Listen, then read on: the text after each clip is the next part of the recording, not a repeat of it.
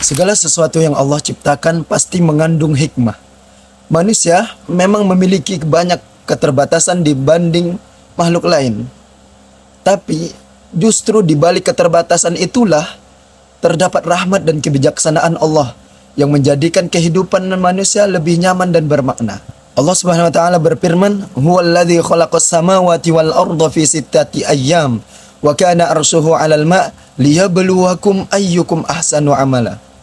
Dialah yang telah menciptakan langit dan bumi dalam 6 masa, serta sebelum itu arsy-Nya di atas air.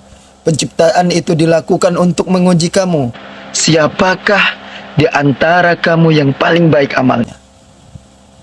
Jumhur ulama berpendapat bahwa makhluk pertama kali diciptakan Allah Subhanahu wa taala adalah arsy.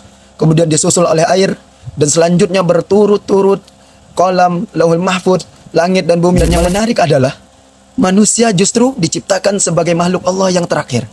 Selain itu, dibandingkan dengan ciptaan lain, manusia juga makhluk yang paling relatif banyak kelemahannya dibanding dengan ciptaan Allah yang lain. Semisal beberapa jenis binatang, secara kekuatan, manusia tentu kalah diadu dengan gajah.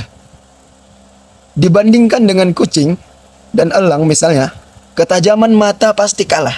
Kucing mampu melihat mangsanya dalam kegelapan, sedangkan elang sangat tajam melihat mangsanya di jarak jauh. Dan banyak fakta lain yang bisa kita cari tentang lemahnya tubuh manusia serta ketahanan terhadap berbagai serangan dari lingkungan sekitar. Namun, justru dengan berbagai kelemahan itulah manusia bisa dengan nyaman mempertahankan kelangsungan hidupnya. Coba kita renungkan. Andaikan manusia ditakdirkan mampu melihat dengan sangat tajam makhluk sekecil kuman, maka kita tidak akan nyaman ketika makan dan minum. Hidangan yang tampak sangat bersih di depan kita, jika dilihat dengan mikroskop, akan terlihat ribuan bahkan jutaan bakteri yang mondar-mandir di dalam makanan dan minuman kita. Bisakah kita nikmati saat menyantapnya?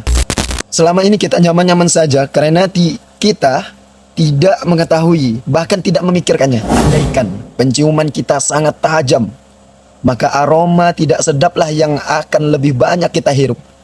Pada jarak yang sangat jauh, semua bau-bau menyengat akan kita terima. Jadi dengan keterbatasan ini, kita bisa bernapas dengan nikmat. Kalau telinga kita mampu mendengar sangat peka terhadap bunyi yang lirih ataupun di kejauhan, maka tidak pernah kita bisa tidur nyenyak. Dengan keterbatasan itulah istirahat kita menjadi nyaman dan selesa. Kalau kita dianugerahi memori yang sangat kuat misalnya, maka otak kita pun akan cepat stres. Kenapa? Karena semua peristiwa menakutkan, mengecewakan, memalukan, sehingga sepanjang masa manusia akan dihantui dengan rasa penyesalan dan tidak bisa menikmati hidupnya.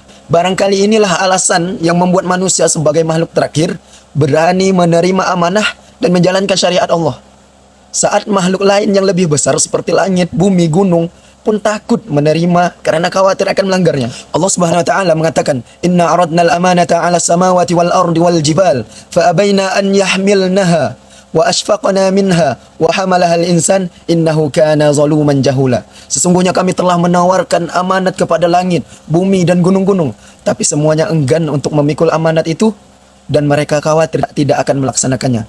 Lalu dipikullah amanat itu oleh manusia. Sungguh manusia sangat zalim dan bodoh. Melalui renungan ini, kita memahami bahwa setiap ketentuan Allah adalah yang terbaik bagi hambanya. Karena itu marilah kita senantiasa bersyukur, menjaga amanah yang telah diberikan Allah dan berusaha istiqomah dalam menjalankan syariatnya hingga akhir kehidupan. Amin.